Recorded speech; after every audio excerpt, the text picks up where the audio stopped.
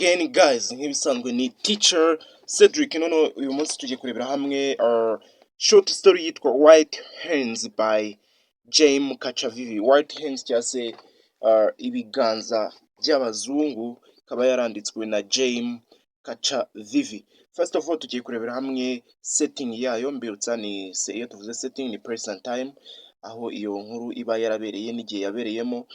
Twavuga plot ni uburyo events ziba zagiye zikurikirana successively in the short story. So right now that's what we are going to talk about. I mean setting and the plot. Guys, umwe muri bagenzi banyu cyangwa se umunyeshuri nyine yansabye ko nayibasobanura mu Kinyarwanda. So guys, nk'ibisanzwe mba ngomba kuza nkabaha ibyo mukeneye. So niba ari ubwa mbere waba usuye YouTube channel, klika kuri subscribe icon. Mbibutsa abakeneye ibizamini bya leta, ni ukuvuga marking guide za past papers, yes, muzamyandikire kuri iyi nimero, noneho ibyo bizami mbibagurishe ku mafaranga makeya cyane, ni ku mafaranga 1000. Mu gihe ugiye kuri website ya NESA ubigura kimwe 3500. So guys, nizere yuko muri ready. So let's start by the setting of this short story White Hands by James Kachavivi. Setting. The story is set in 2 different countries. Iyi nkuru yacu ibera mu bihugu bibiri bitandukanye. It is set both in Namibia and Birmingham, UK. Ikaba ibera muri Namibia ndetse muri Birmingham, ubwo ni ukuvuga muri United Kingdom cyangwa se mu Bwongereza. Birmingham, nizere yuko muzi n'ikipe yitwa Birmingham, niyo muri uyu mujyi wo mu Bwongereza. Rero iyi story yacu ibera mu bihugu bibiri, kimwe n'icyo mu Burayi, ni ukuvuga Ubwongereza, ikindi n'icyo muri Afurika, ni ukuvuga Namibia. Namibia is going through the difficult times of colonization, with most of its citizens feeling oppressed and tormented by the white people. Muri iki gihe rero uri kumva niba bamaze kutudescribingira place, batangiye kudescribing igihe yabiri kuberamo, bari kutubwira ati muri icyo gihe Namibia ibiri kunyura mu bihe bikomeye cyane by'ubukoroni, bitewe n'uko abaturage bayo benshi cyane baba bumva nyine bameze nk'abakandamijwe, bameze nk'abantu basigajwe inyuma n'ayo mateka y'ubukoroni bikozwe n'abazungu, by the white people. The protagonist, Angelica, carries the scars of the atrocities of that regime. Noneho protagonist cyangwa se wakita nka acteur cyangwa se type, nyine wa mukinnyi mwiza muri iyi nkuru, akaba yitwa Angelica. Atwara ibyo bikomere by'ibyo byago cyangwa se by'ibyo bihe baba barimo nyine, byo kuri iyo regime cyangwa se by'iyo leta ibibakoroneje, ubwo ni ukuvuga nyine iyo leta y'abazungu. Her visit to England confirms that her country is not an island. Ariko uko gusura Ubwongereza byemeza yuko bimwemeza yuko igihugu cye atari ikigwa. Bishatse kuvuga no one is an island, nta mugabo nzigira. Ikigwa nicyo kiba gifite byose, gifite imigezi, gifite imisozi, udusozi, gifite vegetation, iki byose bihari. Rero iyo bavuze your country is not an island, bishatse kuvuga yuko nyine igihugu cyawe ntabwo kigize muri byose. Rero ubwo ashobora kuba yarasanze mu Bwongereza hariyo ibintu byaba biriyo nyine bitaba mu gihugu cyabo, cyangwa se hariyo n'ibindi byo yahasanga byose ari kimwe. So England too has its fair share of strife resulting from worker dissatisfaction. Yes, icyo yasanze gihuriyeho yaba England ndetse na Namibia, nuko asanga na England cyangwa se Ubwongereza nabwo ubwabwo hari ibindi bibazo byabwo bufite, bukaba buturuka kutanyurwa kw'abakozi. Ubwo hari ukuntu nyine abakozi, abantu bakora baba batanyuzwe, cyane cyane akenshi na kenshi bigategwa wenda n'umushahara muke cyangwa se imibereho yabo mibi. So the resulting strikes bring about violence and unemployment. Yes, ibyo bintu, iyo myigaragambyo cyangwa se ibyo bihe by'akaduvayo biba iyo ngiyo nyine mu Bwongereza bituma habaho violence cyangwa se ihonyorwa rya bamwe, urugomo like that, ugasanga and unemployment, hamwe na bamwe hakabura n'akazi mu Bwongereza. Uri kumva, nubwo no muri Namibia naho ibibazo nk'ibyo bihaba bitewe n'ubukoloni, ariko no mu Bwongereza naho birahari bitewe na regime yaho. Ibyo bigaturuka mu kutanyurwa kw'abakozi cyangwa se workers dissatisfaction of the workers, bikaza gutuma habaho ibi strikes cyangwa se imivurungutanyo, bigatuma habaho violence and unemployment. Another important factor worth mentioning is the contrast in the weather. Ikindi kintu wagaragaza ni ahantu ho bitandukaniye, itandukaniro riri hagati ya Namibia ndetse na England ku bijyanye n'ikirere cyaho. The Namibia she lives is hot and dry, she agrees with the political heat created by the oppressive regime. Akavuga ati Namibia yo yasize nyine yo usanga ibishyushye kandi ari ahantu hakakaye, hagiye kumera nk'ubutayu. Murabizi yuko muri Namibia hari ubutayu bwa Namib Desert, so akavuga ati rero harashyuha nyine, urabizi nawe climate yo mu butayu, ku bantu bize geography ndakeka babyumva fresh, haba hakakaye, nta vegetation nyinshi, hari za savannah woodland na savannah grassland, noneho nta mvura nyinshi ikunze kuhagwa, noneho nyine hanashyuha cyane ariko hagakonja cyane mu gihe cya nijoro. Yes, izo ni characteristics za desert and semi desert areas. So noneho ngibyo kuba hameze gutyo, hari ahantu hashyushye hanakakaye, bigahuza n'uburyo haba hari ubushyuhe bwa politike bw'imiyoborere buba bubaho nyine, cyangwa se ibihe bibi by'imiyoborere bibaho bitewe na leta y'igitugu, oppressive regime, cyangwa se England she visits is in the middle of winter and is therefore equally oppressive. Na England nayo asura, nayo asanga igeze muri cya gihe cy'ubukonje mwo hagati, akavuga ati byose ni bibi, byose yaba aho hashyuha cyane yaba hakonja cyane, byose ni bibi. Ubundi umuntu nyine abakunda ahantu h'akazuyazi, rero ahantu hashyuha cyane ni bibi, ariko n'ahantu hari ubukonje cyane usangaga ari bibi. Niyo mpamvu biriya bihugu nyine by'i Burayi usanga bigira urubura rwinshi, za neige cyangwa se glaciers, zigira urubura, hari harakonja cyane, ukabona bambaye ibintu by'ibikoti. So niyo mpamvu climate y'u Rwanda cyangwa se yo muri Afurika henshi na henshi muri rusange hafite climate nziza, kuko ntabwo tugira ubukonje bwinshi cyane. So nicyo turusha abazungu, nacyo ni kimwe mu bintu byinshi dusumbya abazungu, tukabasumbya ubutaka bwiza, ikirere cyiza, iki n'iki. So iyo yari setting y'iyi short story White Hands by James Kachavivi. Tukaba tugiye kurebera hamwe plot yayo, gusa nkwibutsa niba ari ubwa mbere se YouTube channel, gukika kuri subscribe cyangwa se ukanaduha na comment udusaba ubwoko bwa short story ushaka ko twagusobanurira, poem ushaka ko twagusobanurira, even ukanambuka no mu yandi masomo cyane cyane na za entrepreneurship. Guys, let's continue with our story. Tugiye kuri plot cyangwa se uburyo, ariko ni plot summary, uburyo ibikorwa byagiye bikurikirana muri iyi nkuru, cyangwa se ko nkuru ihagaze cyangwa se yubakitse, ariko nyine mu buryo bucagaguye cyangwa se muri makeya. So let's begin with the plot. The story opens with Angelica's visit to Birmingham. Iyi nkuru itangira uyu witwa Angelica, umwe batubwiye ko ari we protagonist w'iyi nkuru yacu, ibiganza by'abazungu. Ikaba itangira nyine uyu Angelica agiye gusura muri Birmingham. Twamaze kubona yuko ari hehe, ari mu Bwongereza. We are told that it was the town of her liberation. Yes, batubwira yuko uwo Birmingham ari umujyi we wo kwibohora. Yes, to liberate. Yes. We learn that she is in the UK quarters of her church. Nanone tumenya yuko kugira agera aho ngaho mu Bwongereza aba yahagejejwe n'ubufasha bw'itorero ryiwe.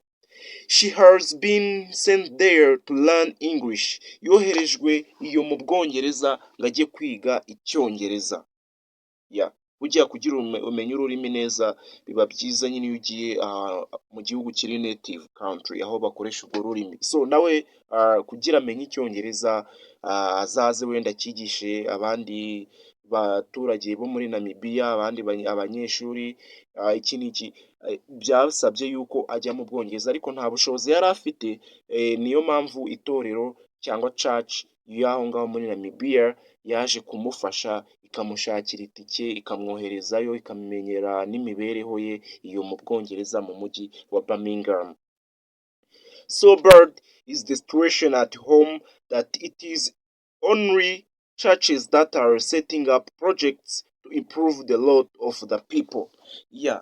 Bitewe n'uko iwabo, ubwo ni ukuvuga mu gihugu cy'iwabo aho muri Namibia, situwasiyo yaho y'ubuzima buba ari danje, buba bukomeye cyane, buba ari bubi. Ugasanga amatorero cyangwa se insengero nizo ziri kugenda zishyiraho imishinga yo kugenda iteza imbere abantu benshi cyangwa se abaturage bo muri Namibia. Ushobora no gusanga ari za nsengero cyangwa se amadini y'abamisiyoneri. Yes, ugasanga government yo nta bushobozi ifite bwo kuba yashyiraho imishinga iteza imbere abaturage, ahubwo ugasanga izo nsengero nizo ziri kugenda zishyiraho imishinga, ziri kubakisha ibikorwa remezo bigenda bihakaza abaturage like that, ugasanga nyine nibyo biri kubimprovinga their living standards. So let's continue. It is in one such project the Angelica and her husband work. Ni muri uwo mushinga Angelica ndetse n'umugabo we baba bakoramo umushinga w'itorero. It is a daycare center for children whose mothers have to go to work but have nobody to live with them with. So aho uwo mushinga baba bakoramo yaba Angelica ndetse n'umugabo we, ni ahantu nyine aho baba bakora, barashinze ikigo cyo kwita ku bana, nka gutya ugahara ukuntu nyine ababyeyi cyangwa se ababyeyi cyangwa abameri cyangwa se abamama like that mothers, baba bafite nk'akazi, ugasanga nyine bari kubura umuntu basigira abana like that. Noneho rero bakavuga ati twebwe iki kigo kizajya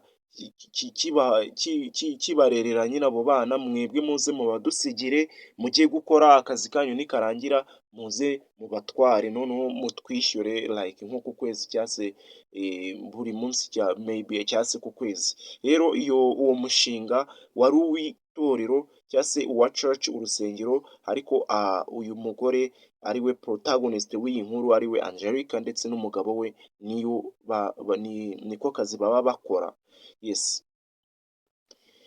Besides studying English, she hopes to take a course in community studies that would help her run the daycare center. Yes, rero usibye kujya kwiga icyongereza aho ngaho mu Bwongereza nyine muri United Kingdom, aba nizeye yuko azafata n'ayandi masomo yajyaniranye n'ibijyanye na community studies cyangwa se n'imibereho y'imiryango migari, ikazamufasha, ubwo bumenyi azakuramo bikazamufasha kugumya gukora iyo business cyangwa se ako kazi ke ko kwita ku bana aho ngaho kuri daycare center. Yes. Her friend Tembi, a Namibian nurse studying in UK, encourages her to avail herself of the medical expertise in the UK to find out why she can't have children and perhaps even have the problem remedied. So uyu protagonist wacu rero ariwe Angelica, ubundi aba asanzwe afite ikibazo cyo kutabyara, aba ari ingumba, aba afite ikibazo cyo kutabyara. So aho ngaho rero mu Bwongereza ajya kwiga icyongereza nyine, asangayo inshuti ye yitwa Tembi, akaba ari umuforomokazi wo muri Namibia ariko wiga aho ngaho mu Bwongereza nyine. Yes, noneho iyo nshuti ye Tembi rero iza kugira inama uyu mu protagonist wacu Angelica, akavuga ati ubwo waje kwiga fatiranya amahirwe, urabizi inaha mu Bwongereza hari ubuvuzi buteye imbere gusumbya bw'iwacu yo muri Namibia muri Afurika. So fatiranya amahirwe uze wisuzumishe bagusuzume barebe impamvu yaba utabyara, nihaba hari n'ikibazo ufite maybe hariho amahirwe yo kuba bagikemura ugasanga ugize ububasha bwo kuba wabyara nawe ukaba umubyeyi nk'abandi. Her visit to the hospital reveals that she had been sterilized. Yes. Yumva iyo nama rero akajya kwa muganga aho mu Bwongereza, noneho bakaza kumusuzuma bakamukorera test, noneho abaganga bakaza gusanga yarashiririjwe cyangwa se nyine sterilized cyangwa se yaragizwe ingumba, yarambuwe icyo bita appendix cyangwa se umugereka like that, nyine baramufunze kwa kundi nyine bagufunga ku buryo utabyara, baramugize ingumba. She had been sterilized. So she says this was done without her knowledge by the military doctors who had removed her appendix. Yes. Aravuga ati ibi bintu byabaye atabizi, bikorwa n'abasirikare b'abadogiteri cyangwa se abadogiteri b'abasirikare, noneho ngo nibo baje kumukuramo umugereka. Niba ari nyababyeyi niba ari iki sinzi, niba umugereka na nyababyeyi ari kimwe, ariko nyine baje kumukuramo ngo umugereka, kandi iyo bawukuyemo baba bakugize ingumba. The sympathetic doctors in Birmingham tell her that although the operation is considered permanent, they had carried out a few reversals successfully. Noneho abo baganga bo muri Birmingham, uri kumva nyine abazungu, bamugirira impuhwe bakamubwira ati nubwo nyine ibi bintu bagukoreye bisa nk'aho ari ibyo kugira ingumba cyangwa se kutazabyara, kugufungira urubyaro igihe cy'iteka cyangwa se igihe kirekire permanent, igihe cyose ku buryo utazigera ubyara, ariko hariho ubushakashatsi twigeze gukora bukeya nyine ugasanga bigiye bicamo, ugasanga umuntu wo bakoreye ibintu nk'ibi bagukoreye yongeye kubyara, ariko nyine nta mahirwe menshi bifite, nawe wenda twagerageza. They are cautious though and tell her that there are no guarantees that her case too will be a success. Ariko nanone bakamuburira bakamugira inama bakavuga ati ntabwo tugusezeranyije neza 100% yuko ni ikibazo cy'ufite, nyine nawe nitugira tukakuvura niba biraza gucamo ugasanga wenda wakongera kubyara, mbese nta mahirwe, ni nk'amahirwe ya 1.0, mbese ni amahirwe make cyane yo kuba byaba success, byacamo ukaba wakongera kubyara bitewe n'uko bagukuyemo appendix. So she consents to the operation nonetheless, ariko nawe aravuga ati nta kibazo mu nkorere y'iyo operation cyangwa se ni mu mvure, nta kibazo uko byagenda kose, niyo nanapfira muri operation muraba muri gukora, niyo byakanga, niyo nakira, mbese mwebwe mubikore nta kibazo. Again the church bears the cost of the operation. Nanone itorero cyangwa se urusengero, itorero aba risengeramo nyine nanone nibwo rumwishyurira kugira ngo bamuvure. Uri kumva hano iyi church biba ari ingirakamaro cyane. So naturally she has to travel back home to meet with her husband to determine the success of the operation. So nyuma yo kumuvura rero mu buryo karemano aba agomba gusubira iwabo mu rugo, akagenda agahura n'umugabo we, noneho akareba niba nyine kumubaga bakamuvura niba byaraciye, muri kumva nyine agomba kugera mu rugo akabonana n'umugabo we cyangwa se bagakora reproduction cyangwa sexual reproduction, bakagenzura neza niba wenda amuteye inda, akamenya neza niba atwite, akamenya niba koko byaraciyemo yabasha gutwita, ikibazo cy'ubugumba niba barakivuye cyangwa se niba byaranze. So niko bigenda rero, asubira iwabo agakora travel back, agasubira iwabo agatega afata indege agagaruka muri Namibia agahura n'umugabo we. Yes, here to the church beats the cost. Nanone uko gufata urugendo rwo kugira ngo agaruke iwe mu rugo, nanone ni itorero ryishyura ayo mafaranga. She returns to Birmingham and anxiously waits for her to find out whether she is lucky. Akimara kugera rero iyo mu rugo, uri kumva nyine abonana n'umugabo we, arongera nanone agasubira muri Birmingham, ariko agenda afite ubwoba cyangwa se afite amatsiko cyane yo kureba niba wenda yarabaye umunyamahirwe akaba ari able kuba yasama agatwita. Her periods do not come and this is a good sign. So muri icyo gihe rero nyuma y'aho abonaniye n'umugabo we yarasubiye aho muri Birmingham, ibihe bye ntabwo byongera kugaruka. Ni ukuvuga nyine abakobwa barabyumva fresh. Ibihe bye cyangwa se bya bihe by'abakobwa bajya mu by'imihango ntabwo byongera kugaruka. Icyo rero ni ikimenyetso cyiza kuko iyo umukobwa burya iyo yatwise ntabwo yongera kujya mu mihango, ni ikimenyetso kigaragaza yuko ashobora kuba yatwite.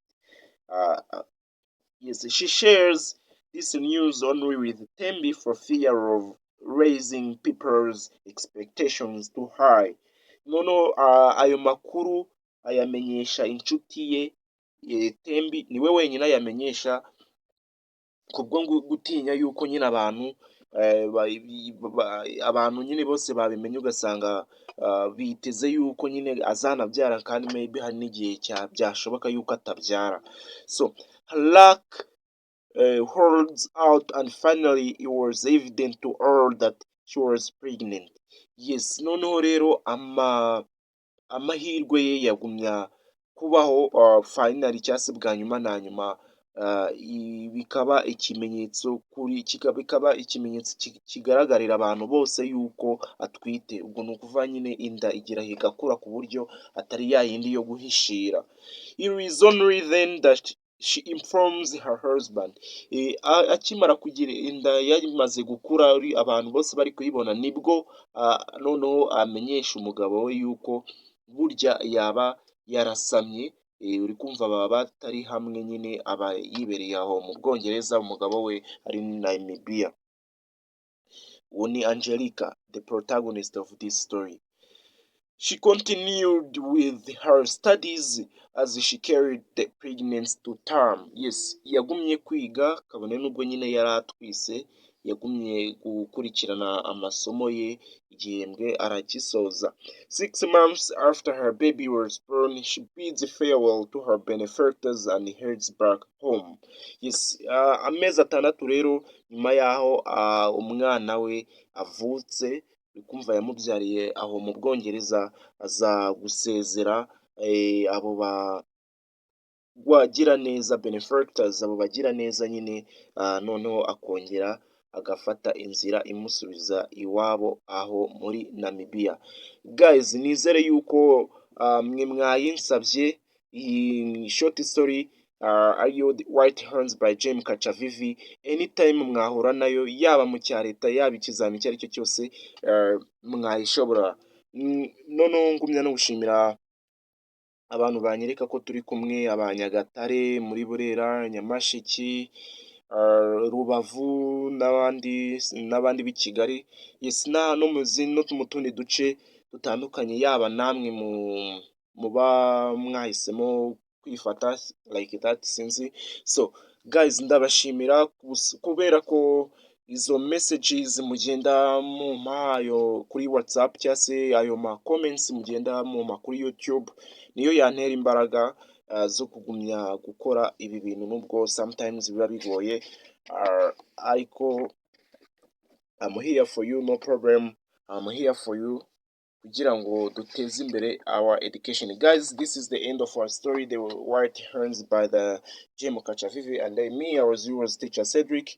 I hope that we'll be together in the next kind of these videos or these lessons, and I hope that you've clicked on subscribe icon, ring and share. Thanks. May God bless you.